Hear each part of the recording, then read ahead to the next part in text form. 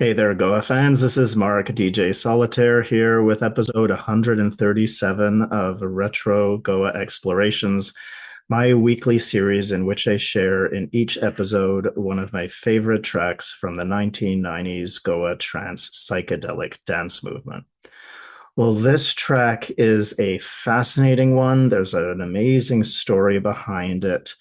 And this is actually the first track that I'm featuring in this series, which is still unpublished. It's a gem. It's a beauty. I mean, not beauty in the conventional sense, because it's one of the all-time powerful, amazing, jaw-dropping ones. It's one that's been in my folder, whether that was DAT, CD, or digital, depending on the era in which I was playing, ever since I got my grubby little hands on it, which was a year or so after I first heard it. So we're currently in the 98 to 99 season, or no, we're not. We're in the 97 to 98, aren't we? Still. So from the autumn of 97, when I was in London, but did a trip to Japan in there somewhere, through to the end of the summer of 98. But I got my hands on it in 99. So amazing story. I love my stories and, I've got a crazy memory. So there's a couple of gaps in here, but still some fantastic stuff. So I moved to Japan the weekend of the spring. Is it equinox or solstice? Summer solstice, spring equinox of 1998. So that was moving there for the second time, I should clarify, after having lived in London for a year and a half, had a few weeks in Vancouver. And there was like this convergence that was happening all at once. Tsuyoshi moved back from London the same weekend, Stefan from Total Eclipse as well, Akira and Chika from Solstice. We all basically arrived back in Tokyo the same time. And there was a party that happening that weekend. And that's when I reconnected with Stefan from Total Eclipse, who I'd met in Osaka the previous November. And that was featured. That's when I first heard deltas traveling at the speed of thought. So we've got this little history of me hearing other people's tracks from Total Eclipse that's going to be playing out again. So Stefan and I became quite friendly. We used to hang out regularly. There was the party at Blue Room, not the at Blue Room. There was a party at Liquid Room, which took place in April 1998. And that's when Stefan introduced me to Serge and Loic. And so got to know them there. Also recorded an interview somewhere backstage or in their hotel or something like that. I think I've still got the dat somewhere. But anyway, so that's when I got to know them. They came back not long after, and I don't have the date for this party, but it was sometime. Feels like it was too early to be summer because of the weather, but it was, May, June 1998. Certainly before July, because it was before the that big equinox party that I've showed images of that was in July 1998, the strong sun moon. But it was the same area of Japan. It was in Gifu. Not sure if it was the same site. Might have been. But in any case, this was a smaller organizer. I'm not sure that he'd done much stuff before. This might have been his first party. Hadn't met him, but I was fortunately given a pass and was able to hang out with them outside of the rain in this chalet that they were in, and they played a fantastic morning set as always. I'm really blessed that I got to hear Total Eclipse so many times. They really did just phenomenal, phenomenal live sets. So, I was at that Liquid Room, that set being released on Sun Trip. And it was at this one, and it was at Solips, and there's, they had other gigs as well that I'd heard them at.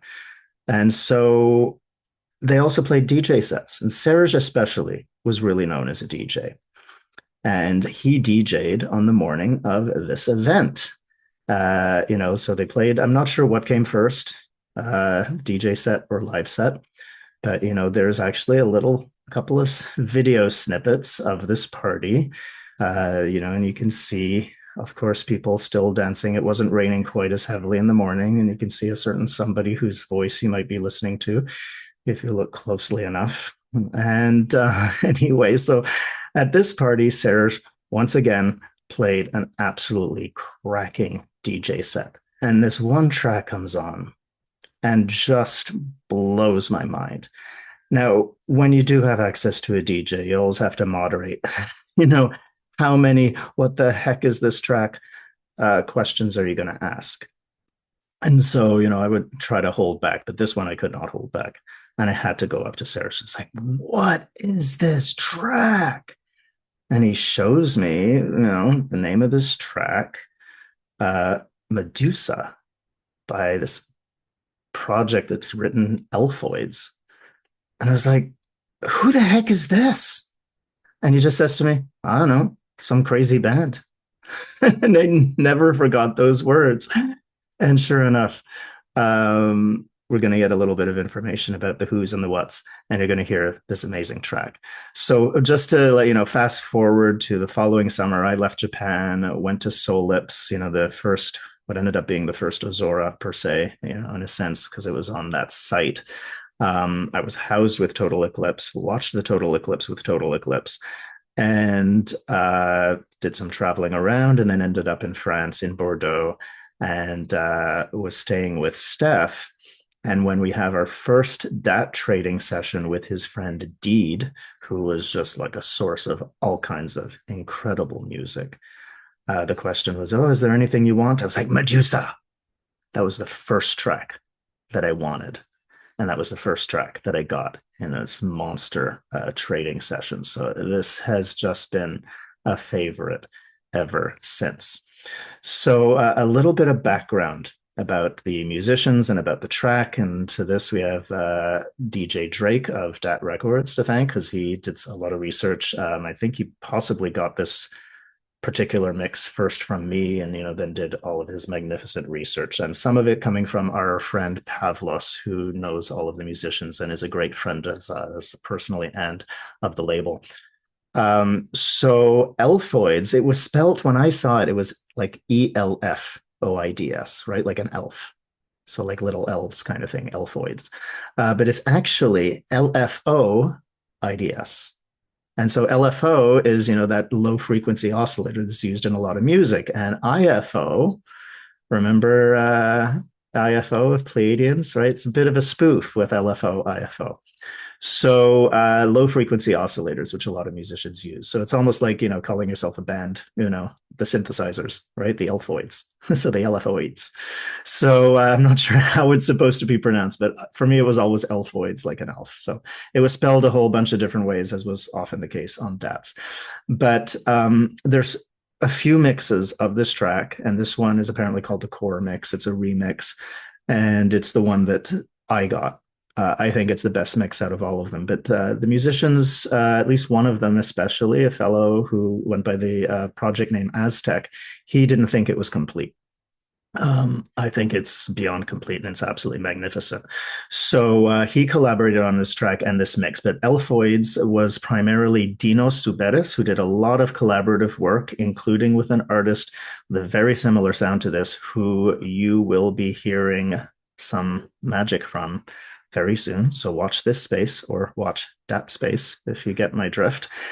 And also Marios, can't pronounce the last name. I mean, it's all Greek to me, right? Trivisas. Anyway, it's Marios, who we know, who's now a member of Total Eclipse.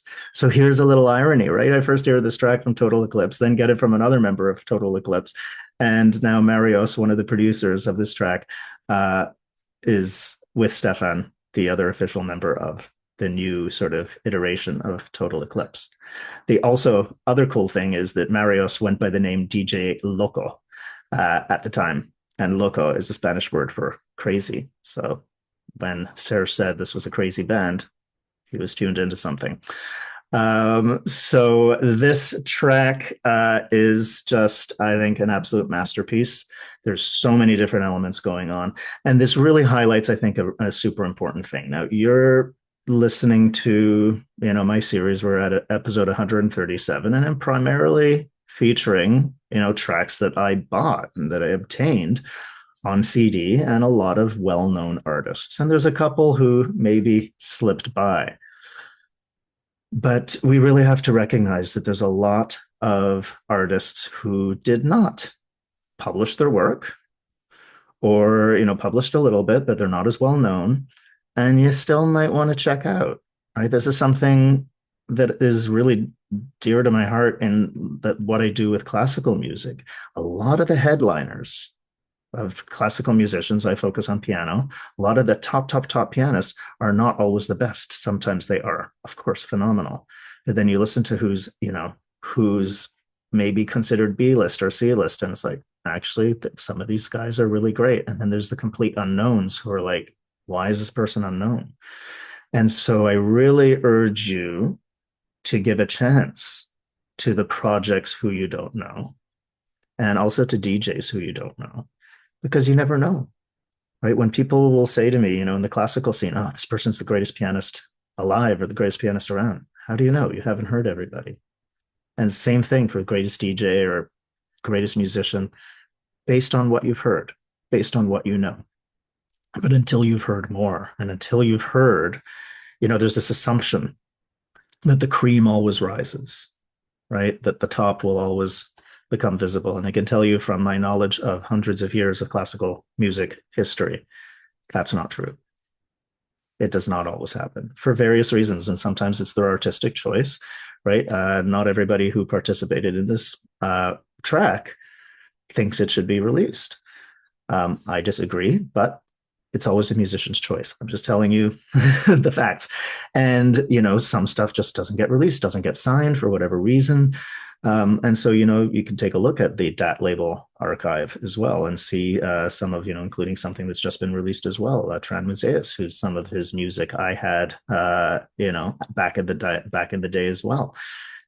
You got to check out the ones who you don't know. So that's kind of what's going on here. And that blew my mind. It was part of what, when I asked Serge, who the heck is this? Who are these people? And he had no clue. Right. And I still had no clue for a long time afterwards. Of course, now I know, Marios, one of the three. And I know people who knew these guys, right, through Pavlos and so on. So really, really important, I think, to expand our horizons. And that's sort of was part of my intention. I can't do tons of unreleased stuff in this series for various reasons, but this one it's a really special track. I think it really needs to be heard. And if you've heard me play, depending on where you might have heard it, I did play it at ZNA in 2017 when I had a nighttime set, and just the right time for this. And this is really, this is some real magic. So without further ado, let's listen to the, I think, absolute masterpiece by LFOids, as I've always pronounced them. Maybe it's LFOids. I don't know, but whatever it is, these guys are great. And we're going to listen to now the masterpiece, Medusa. So I love this little taka-taka kind of regular telegram kind of a rhythm. And then with that wonderful little pizzicato kind of pluck, which is just really quirky and inquisitive and mystical at the same time. A little bit of a decay into atonal territory. Then this kick.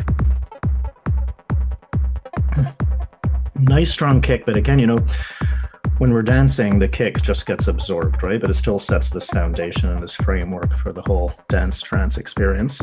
And this bass line, sort of non-stop, rumbling, rolling bass line. And everything just takes on this mantra-like effect, right? As these things are introduced bit by bit.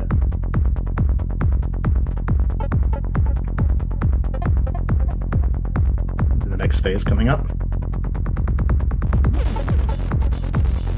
So now we get those sort of engine noises and this little grinding in here.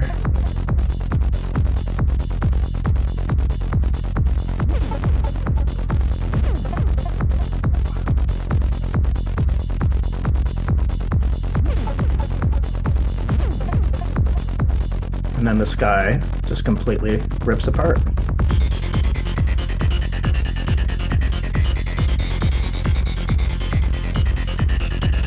Like, what?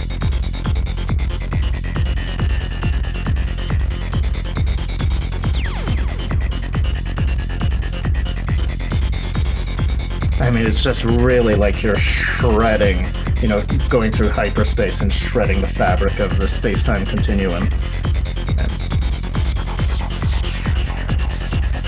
this is this, you know, static electricity that's all around in space.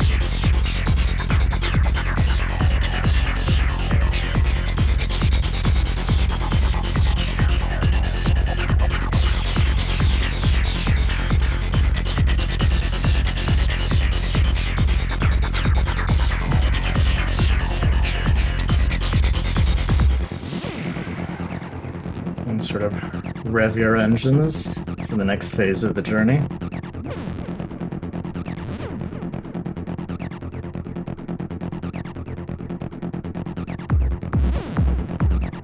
Just, you know, that beautiful storytelling that they did back then, right? Where the structure is just so organic, where things come out and come back in.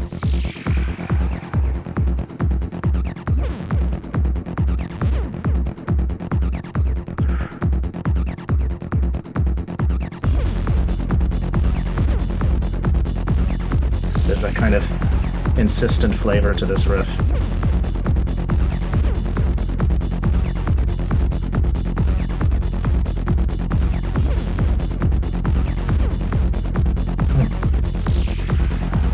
Love those sounds, of course.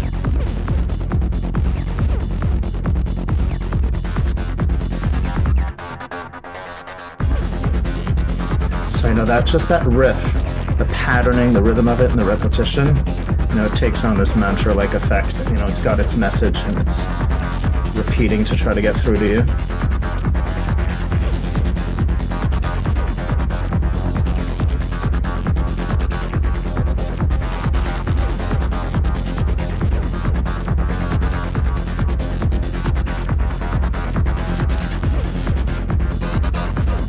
A little distortion happening there.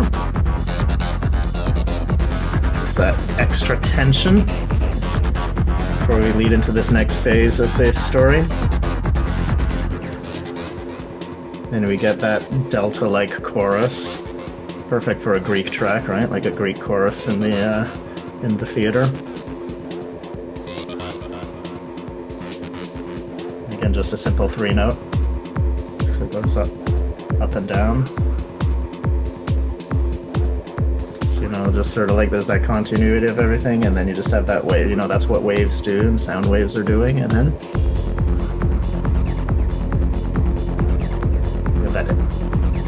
that wonderful riff in there. We start building up to the final climax of the track. This just comes in before the final static electric cyber-electric explosion that's coming up.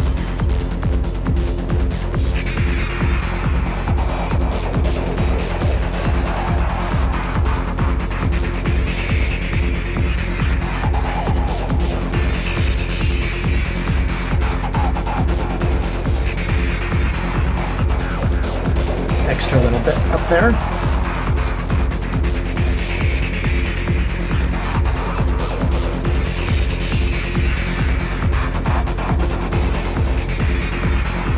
One more round, and there's going to be a fabulous shift.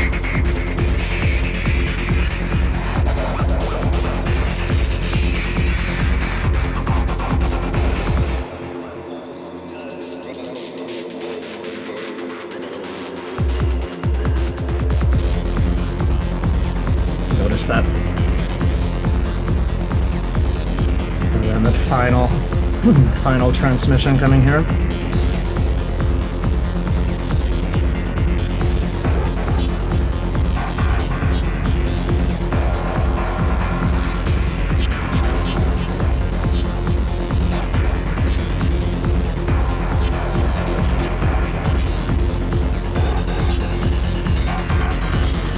That climbing, going up and going down, kind of like sort of the ongoing variations of change in the fabric of infinity.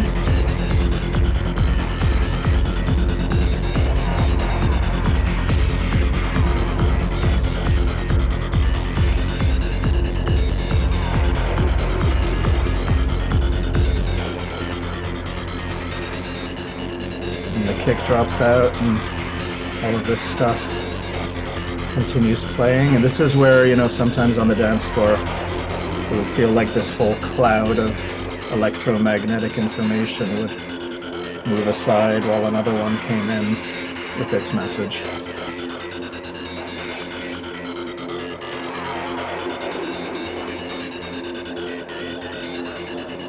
Those voices.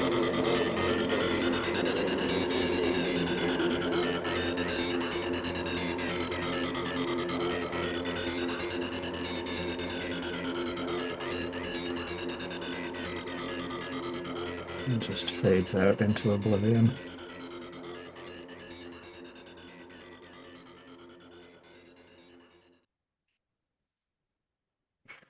I mean, come on. What a track. I mean, that was really my number one track for a very long time. And, sadly unknown. A lot of the times the artists just they don't consider it complete, they're not happy with it, and we have to respect that. And hopefully ideas and concepts change around that, but still, this is also what used to be the case for DJs that the unreleased stuff that you had, some of it would get released, some of it wouldn't, but that was partly what made you a DJ. It was also the storytelling. It was also the atmosphere that you knew how to create. It was all of these different things, right? So this is where Ollie told me DJing is 95% track selection. It's not just the mix. The track selection though is part of the storytelling, right? Right track, right time. And Sarah certainly played this at the right time, certainly to blow this mind open. Running up. Might have said heck, might have said something else. And some crazy band. Well, sure enough. Anyway, hats off to the three musicians who produced this glorious masterpiece, whatever it is that each or all of them may think about it. This has certainly been one of the most impactful tracks for me for, more than a quarter century. And thanks again to everybody who contributed some of the more important insights into this video, Drake and Pavlos, and also Fabian for the sweet little video excerpt, rather. And I'll leave you now with the complete track so you can listen to this cyber electric psycho whatever message from beyond, crafted by these unbelievable Greek musicians, bringing something in from some other dimension. I'm Mark, DJ Solitaire, wrapping up episode 137 and leaving you now with LFOids or LFOids. Absolutely stunning creation, Medusa.